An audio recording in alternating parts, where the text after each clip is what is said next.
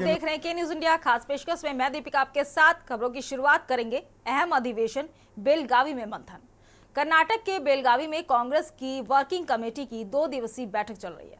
यह अधिवेशन 1924 में हुए कांग्रेस के 39वें अधिवेशन के 100 साल पूरे होने के मौके पर रखा गया है। 26 और 27 दिसंबर 1924 को बेलगावी में ही कांग्रेस का दो दिवसीय अधिवेशन हुआ था। यह पहला और आखिरी अधिवेशन था जिसकी अध्यक्षता महात्मा गांधी ने की थी। इसी अधिवेशन में उन्हें पार्टी अध्यक्ष भी चुना गया था। बता दें कि इसमें अगले साल के लिए कांग्रेस की कार्य योजना और कार्यक्रम पर चर्चा की जा रही है और 2 प्रस्ताव पारित किए जाएंगे। बैठक में भाजपा सरकार के तहत देश को जिन बड़ी चुनौतियों का सामना करना पड़ रहा है उन पर भी विस्तार से चर्चा की जाएगी। बता दें कि देश के स्वतंत्रता संग्राम में बेलगावी महत्वपूर्ण केंद्र था। लोकमान्य तिलक ने 1916 में बेलगांव से ही अपना होम रूल लीग आंदोलन शुरू किया था। 1924 में बेलगावी के तिलकवाड़ी इलाके में विजयनगर नामक स्थान पर अधिवेशन हुआ था। अब कांग्रेस अधिवेशन के स्थल को प्रसिद्ध पर्यटन स्थल बना दिया गया है। वहां एक कुआं बनाया गया था जो आज भी अधिवेशन की गवाही के तौर पर मौजूद है।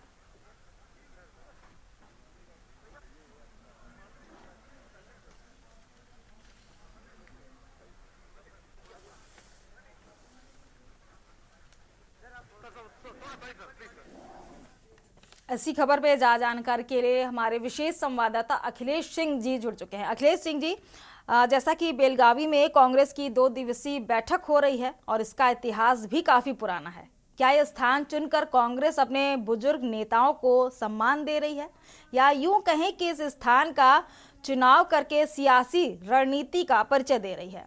वहीं बीजेपी का आरोप भी सामने निकल कर आया है कि कांग्रेस ने नक्शा गलत दिखाया था, तो इसका कितना असर पड़ेगा? अखिलेश जी, देखिए, बता दें कि कांग्रेस का 100 साल के उपलक्ष्य पर बेलगावी अधिवेशन हो रहा है। इसे नव सत्याग्रह बैठक नाम दिया गया है। हालांकि इसकी शुरुआत से पहले नक्शे को लेकर विवाद जरूर सामने आया कि भारत के नक्शे को इस तरह से छेड़छाड़ कर दिखाया गया। कांग्रेस के तरफ से इस पर सफाई दी गई। कांग्रेस की कर्नाटक टीम ने बाकायदा इस पर कहा कि किसी कांग्रेस के छोटे कार्यकर्ता या नेता ने इस तरह का होर्डिंग लगाई जिसको अच्छी तरह से जानकारी नहीं रही होगी। कांग्रेस आलाकमान या कांग्रेस की कर्नाटक प्रदेश टीम की तरफ से इस तरह का कोई भी होर्डिंग, बैनर और किसी तरह का प्रचार प्रसार बैठक या के लिए नहीं लगाया गया जिसमें नक्शे से छेड़छाड़ की गई। उस चीज को कांग्रेस की तरफ से गलती मानी गई और जो छोटे कार्यकर्ताओं की तरफ लगाया गया उसको हटाया गया। हालांकि बीजेपी को मौका जरूर मिल गया कि इसको लेकर बीजेपी के राष्ट्रीय प्रवक्ता और सांसद सुधांशु त्रिवेदी ने जोरदार हमला देकर कांग्रेस को कटघरे में खड़ा करने का काम किया और साथ ही उनके इतिहास को याद दिलाने का काम किया। हालांकि कांग्रेस की आज जो नव सत्याग्रह बैठक हो रही जिसे कांग्रेस के 100 साल आज पूरे हुए उसके इतिहास को कर इसी बैठक में महात्मा गांधी यानी 26 दिसंबर 1924 को कांग्रेस की अध्यक्षता की बैठक के तौर पर इसमें शामिल हुए थे। फिलहाल जो कांग्रेस की आज बैठक हुई उसका उद्देश्य क्या है? कांग्रेस की बैठक एक तो है कि वो अपने पुराने बड़े नेताओं को और जो देश में आज भी जिनके सहारे कई राजनीतिक दल अपने को आगे लाकर भी उस काम में हाथ बढ़ाते हैं तो उसको भी याद दिलाना है कि वो कांग्रेस के ही लोग थे, वो कांग्रेस से ही निकले हुए और कांग्रेस में काम किया, कांग्रेस के अध्यक्ष पद पर रहे। फिलहाल इस महत्वपूर्ण बैठक इसलिए कांग्रेस की मानी जा रही है 27-28 दिसंबर को होगी क्योंकि इसमें कांग्रेस के द्वारा एक बड़ा रोड मैप तैयार किया जाना है। जो कांग्रेस की वर्किंग कमेटी की बैठक में इस पर बाकायदा चर्चा हुई और मंथन भी किया गया कि अगले 1 साल का रोड मैप क्या होना चाहिए, कांग्रेस की आगे की स्टेप क्या लिए जाने चाहिए जिससे कि देश में एक अच्छा संदेश जाए। आगामी दिनों में देश में होने वाले विधानसभा या अन्य किसी चुनाव में इसकी एक अलग तरह की मैसेजिंग जाए। उसके साथ ही साथ केंद्र सरकार को किस तरह से घेरा जा सकता है, किन मुद्दों के सहारे कांग्रेस आगे बढ़ेगी कि एनडीए सरकार खासकर भाजपा और मोदी सरकार को कटघरे में खड़ा किया जा सके।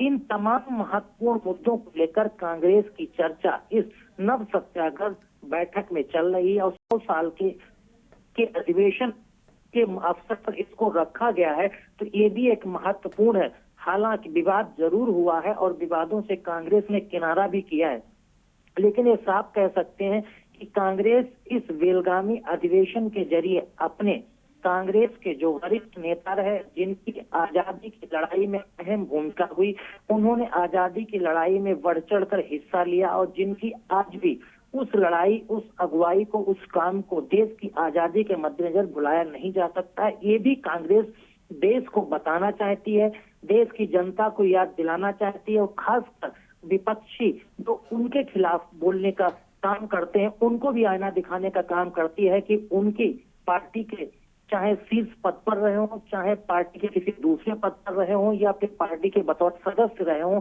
जिनका इतिहास बेहद गौरवान्वित है और जिनका गौरव भरा इतिहास देश की आजादी और देश के लिए अपूर्ण योगदान के तौर पर, अतुलनीय योगदान के तौर पर इसे याद किया जाता है, उसको भी याद दिलाने का कांग्रेस काम कर रही है। जी अखिलेश जी, तमाम जानकारी साझा करने के लिए बहुत बहुत शुक्रिया आपका।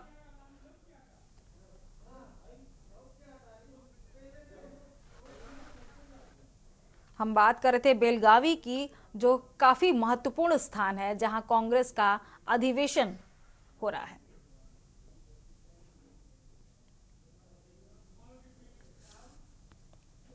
अब बात करेंगे लोगों को भाई कूप की खुदाई।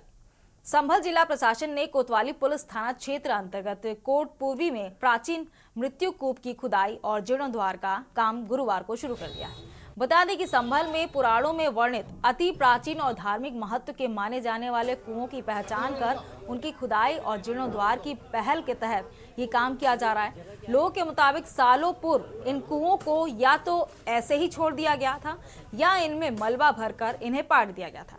ऐतिहासिक महत्व के इन कुओं को लेकर लोगों की मान्यता है कि इनके पानी से स्नान करने से मोक्ष की प्राप्ति होती है। क्षेत्र के पार्षद गगन वासुदेव ने कहा कि ऐतिहासिक मृत्यु कूप की खुदाई शुरू की गई है। ये बहुत प्राचीन कूप है।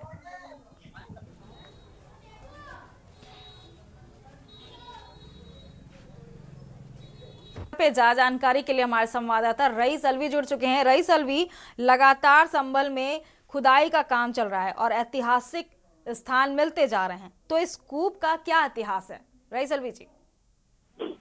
देखिए दीपिका जी, मैं बिल्कुल आपको बताऊंगा, जिस तरह से संभल में शाही जामा मस्जिद को लेकर हिंसा हुई थी और हिंसा के बाद जिस तरह से प्राचीन धरोहर को खंगाला जा रहा है और उससे उजागर करा जा रहा है, जिस तरह से पिछली सरकारों ने जो धरोहर थी वो दबाई दी गई थी और जिस तरह से उत्तर प्रदेश सरकार चल रही है, जिस तरह से जो धरोहर थी वो धरोहर को किस तरह से खोदा जा रहा है, किस तरह से निकाला जा रहा है, ये मामला पूरे जनपद में इस तरह से फैल गया है। जैसे आग की लपट जो होती है उस तरह से फैलती है। इस तरह से जो है ये बाबरी का ये मंदिर हो या कूप हो या बाबरी की खुदाई हो, तरह तरह के कूप खुदे जा रहे हैं। जिस तरह से संभल के बाद चंदोसी में इस तरह से जो रानी बाबरी को खोदा जा रहा है, उसकी खुदाई की जा रही है।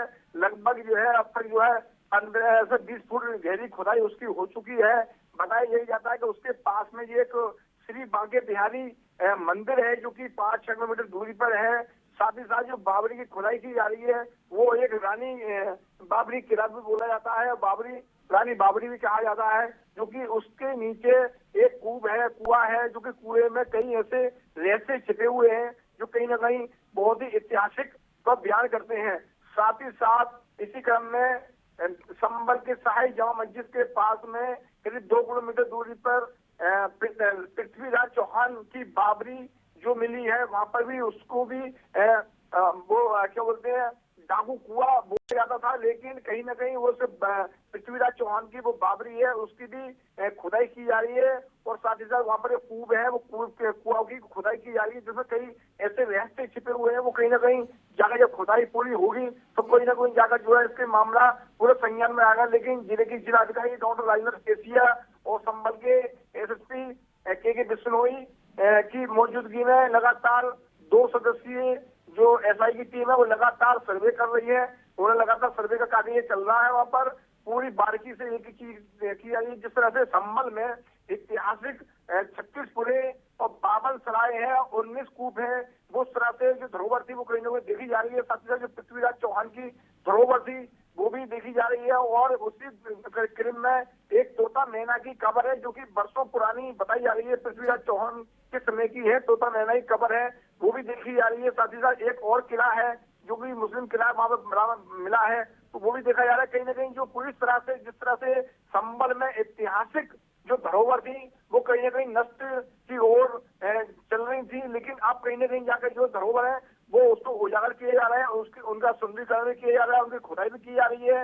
और जिस तरह से सरकार से स्थानीय लोग मांग कर रहे हैं कि जो संभल में धरोहर है, जो संभल के ऐतिहासिक चीज है वो कहीं ना कहीं उसकी उजागर हो, जिससे पर्यटकों को जो है इसका फायदा मिले। बेरोजगारी जो संभल में है वो कहीं ना कहीं दूर हो, उससे आने जाने वाले जो लोग हैं वो उससे देखेंगे तो कहीं ना कहीं उसकी आय की भी जो आमदनी बढ़ेगी। इस तरह के कई ऐसे संभल हो या चंदोसी हो या और अन्य शहरों कई जगह पर जो है बावड़ी जैसी खुदाई की प्रक्रिया अभी तक जारी है और लगातार संभल में जारी रहेगी जब तक सारे जो धरोहर है वो सही सलामत मिल नहीं जाती है पूरी तरह से। तो कहीं ना कहीं इसको लेकर लगातार पुलिस प्रशासन जो है लगातार काम पे जुड़ा हुआ है। जी रईस अलवी जी, तमाम जानकारी साझा करने के लिए आपका बहुत बहुत शुक्रिया। हम बात कर रहे थे संभल की, जहां ऐतिहासिक कई धरोहर मिलते जा रहे हैं और हालिया में मृत्युकूप की खुदाई शुरू हो गई है। अब बात करेंगे भविष्य का सवाल, परीक्षा पर बवाल। बिहार लोक सेवा आयोग की 70वीं प्रारंभिक परीक्षा रद्द करने की मांग को लेकर बीपीएससी अभ्यर्थी ने पटना में प्रदर्शन किया। वहीं 7 अभ्यर्थी के आमरण अनशन पर बैठने से विरोध और तेज हो गया। बता दें कि बिहार पीएससी द्वारा आयोजित 13 दिसंबर की संयुक्त प्रारंभिक परीक्षा के प्रश्न पत्र के कथित लीक को लेकर बुधवार को पटना में प्रदर्शन के दौरान अराजकता फैल गई थी, जिसके बाद राज्य पुलिस को उम्मीदवारों पर लाठीचार्ज करना पड़ा था। छात्रों ने दावा किया कि पुलिस कार्रवाई के दौरान कई प्रदर्शनकारी घायल हो गए, लेकिन वरिष्ठ अधिकारी ने छात्रों के इन आरोपों से इनकार कर दिया है। तब तक जारी रहेगा जब तक हम लोग को सच्चाई की जीत नहीं हो जाती है और हमारे मांगों की पूर्ति नहीं की जाती है सरकार के द्वारा। और सरकार के द्वारा हमारे जायज मांगों के लिए नाजायज तरीके से लाठीचार्ज किया जा रहा है। ये सरकार की नाकामी है, जो युवाओं के अधिकारों के लिए वो काम नहीं कर पा रही है, इसलिए अपनी गलती छुपाने के लिए, अपना भ्रष्टाचार छुपाने के लिए हम पर लाठीचार्ज कर रही है। लाठीचार्ज होना ये हमारे लोकतंत्र में और विद्यार्थियों पर ये बहुत बड़ा जुर्म है। मैं कहना चाहता हूँ यहाँ की प्रशासन से और हमारे मुख्यमंत्री जी से, आप जिस तरह का हरकत कर रहे हैं वो छात्रों के साथ वो दुर्भाग्यपूर्ण है। आपसे ऐसी उम्मीद नहीं किया जा सकता। छात्र अपनी बात को रखने के लिए शांतिपूर्ण से गया था, आपके साथ हाथ जोड़कर संवाद करना चाह रहा था। आप संवाद तो करने के लिए तैयार होते, हम लोग संवाद कर रहे थे, उसी दरमियान पुलिस वालों ने लाठीचार्ज कर दिया और लाठीचार्ज के दरमियान बहुत सारे छात्रों को बुरी तरह से मारा गया। हमारी बहनों को मारा गया जो कि एक पीएमसीएच में भर्ती है, वो भी जो भी मतलब कांस्टेबल मारा है, एक पुरुष कांस्टेबल ने मारा है महिलाओं को। ये कहाँ का न्याय है? ये बहुत दुर्भाग्य है, मैं इनकी निंदा करता हूँ। इसी खबर पे ज्यादा जानकारी के लिए हमारे साथ जयप्रकाश नारायण, वरिष्ठ पत्रकार, जुड़ चुके हैं।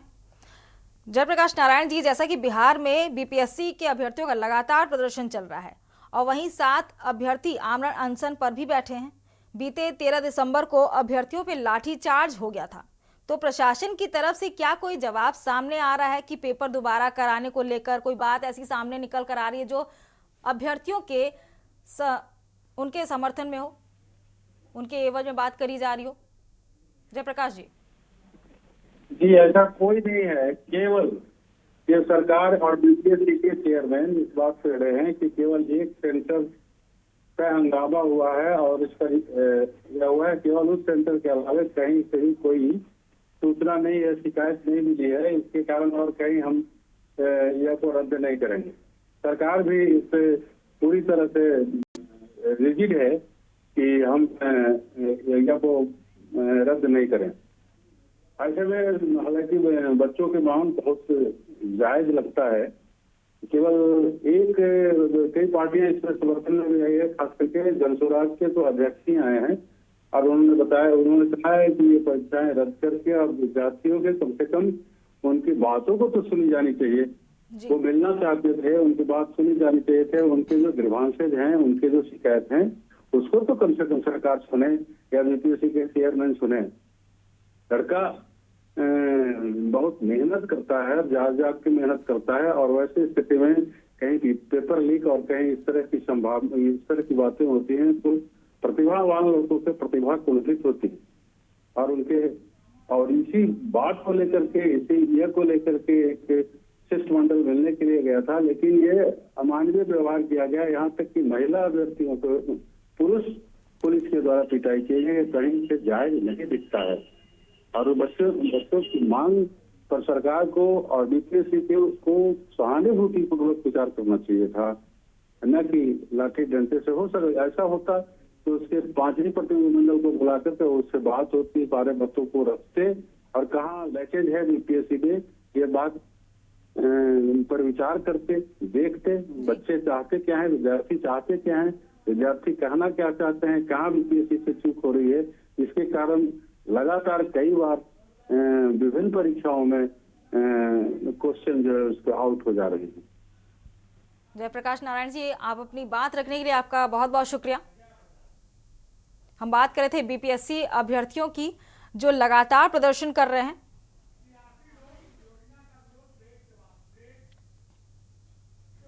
यहां रुकते हैं छोटे से ब्रेक के लिए, उसके बाद बात करेंगे सियासी रोज योजना का विरोध। आप देख रहे हैं के न्यूज, खबरों का सारथी। ब्रेक के बाद एक बार फिर आप सभी का स्वागत है और बात करेंगे सियासी रोज योजना का विरोध। राजधानी दिल्ली में मुख्यमंत्री महिला सम्मान योजना को लेकर लगातार विरोध प्रदर्शन जारी है। दरअसल बीजेपी इस मामले पर लगातार आम आदमी पार्टी को घेरने में लगी हुई है। दिल्ली बीजेपी महिला मोर्चा ने फिरोज शाह रोड स्थित अरविंद केजरीवाल के आवास के बाहर प्रदर्शन किया। आपको बता दें कि दिल्ली बीजेपी महिला मोर्चा प्रदेश अध्यक्ष ऋचा मिश्रा पांडे, पूर्व प्रदेश अध्यक्ष महिला मोर्चा योगिता सिंह के नेतृत्व में सैकड़ों की संख्या में महिलाओं ने हाथों में पोस्टर बनाने को लेकर अरविंद केजरीवाल सरकार के खिलाफ प्रदर्शन किया। अध्यक्ष महिला मोर्चा योगिता सिंह ने कहा कि आज हम लोग यहां पर अरविंद केजरीवाल के आवास के बाहर शांतिपूर्ण तरीके से प्रदर्शन कर रहे हैं और उनसे जवाब मांगने आए हैं कि क्या आप पैसे देंगे, क्योंकि उन्होंने पंजाब में भी वादा किया था लेकिन आज तक दिया नहीं। फर्जी तरीके से वह लोगों का रजिस्ट्रेशन करवा रहे हैं और विधानसभा चुनाव से पहले इसके माध्यम से उनका पर्सनल डाटा भी कलेक्ट करने की कोशिश कर रहे हैं।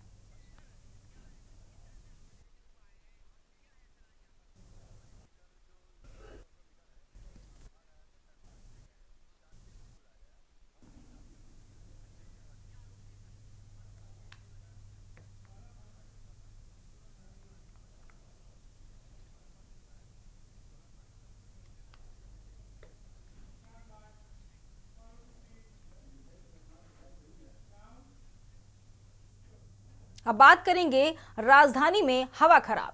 राष्ट्रीय राजधानी में गुरुवार को वायु गुणवत्ता बहुत खराब श्रेणी में दर्ज की गई और सुबह 9 बजे वायु गुणवत्ता सूचकांक यानी AQI 340 रहा। केंद्रीय प्रदूषण नियंत्रण बोर्ड के अनुसार दिल्ली 38 निगरानी केंद्रों से 32 ने वायु गुणवत्ता बहुत खराब श्रेणी में दर्ज की गई। मौसम विज्ञान विभाग ने शुक्रवार और शनिवार को आंधी के साथ बारिश की संभावना जताई है और रविवार को घने कोहरे का पूर्वानुमान जताते हुए येलो अलर्ट जारी किया है। मौसम विभाग ने बताया कि गुरुवार को न्यूनतम तापमान 8.2 डिग्री सेल्सियस दर्ज किया गया, जो सामान्य से 1 डिग्री सेल्सियस अधिक है।